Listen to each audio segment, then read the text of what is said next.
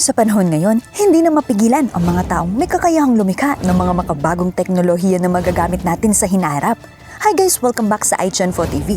Kumusta kayo? Sa videong ito, ibabahagi ko ang 7 mga sasakyan sa taong 2050. Aabutin pa kaya natin? Samahan niyo kung alamin kung ano ang mga ito. Kaya tara, umpisahan na natin.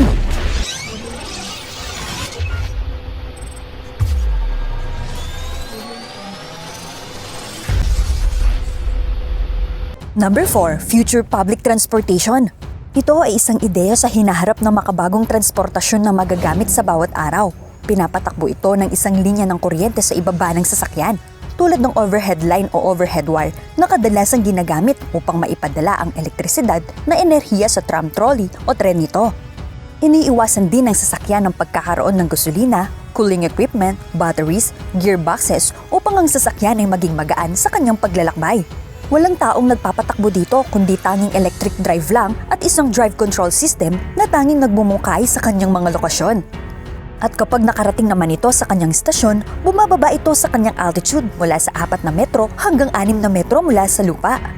Mayroon din itong 6 na propeller na tumutulong upang ang sasakyan ay maiangat at makatakbo muli ng maayos.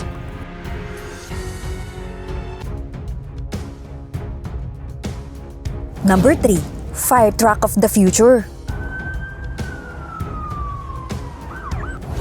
Gumawa ng isang konsepto si Daher Inset ng isang future fire truck upang tulad ng mga nasusunog na skyscraper ay mas mabilis maapula.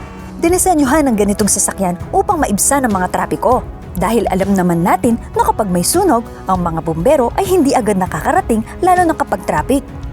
Lalo na kung sa EDSA padadaan. Kaya kamangha-mangha ang pagkakadisenyo dito dahil kayang-kaya nitong lampasan ng mga trapiko at mga kotse sa pamamagitan ng kanyang mga gulong na suportado ng isang pares na mga gyroscopic sa kanyang mga haligi. At kapag nakarating ito sa lugar na kung saan may sunog, nilalabas ang 20-engine drone na konektado sa truck. At mayroon isang korda ng kuryente na humihila sa truck patungong itaas.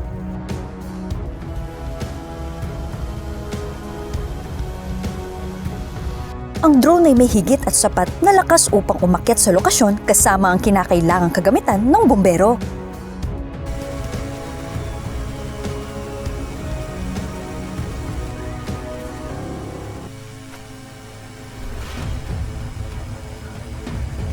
Number 2. The Terrafugia TFX. Ito ay isang autonomous flying car ng under development ng Boston-based Terrafugia. Nakasya hanggang 4 na pasahero.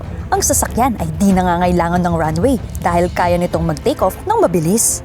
At ang paglipad ay kinokontrol ng isang computer upang makalipad. Sasabihin mo lang sa sasakyan kung saan ka pupunta at lilipad ito para sa'yo.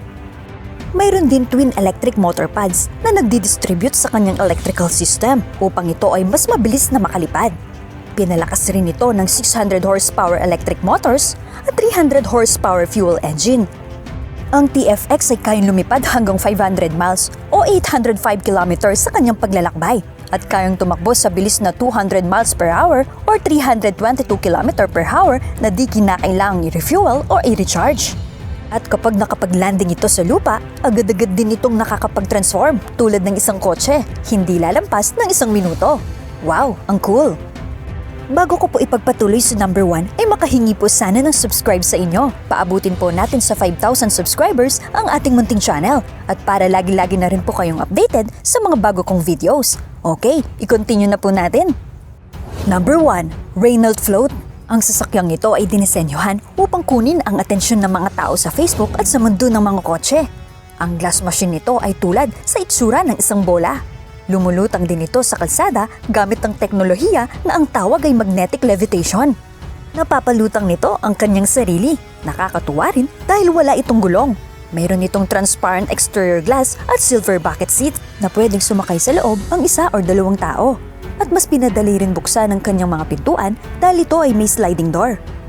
Ang kagandahan pa ay mayroon din itong application tulad ng mga grab car na kung saan ka ay kaya ka rin puntahan.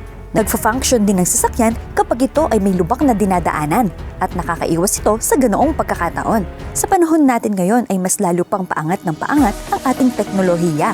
Baka pagdating ng panahon, pati mga bahay ay lumilipad na rin. Huwag niyo rin pong kalimutan mag-like and comment kung nagustuhan niyo ang topic natin ngayon. Marami pong salamat sa panonood. See you in my next videos. Bye-bye!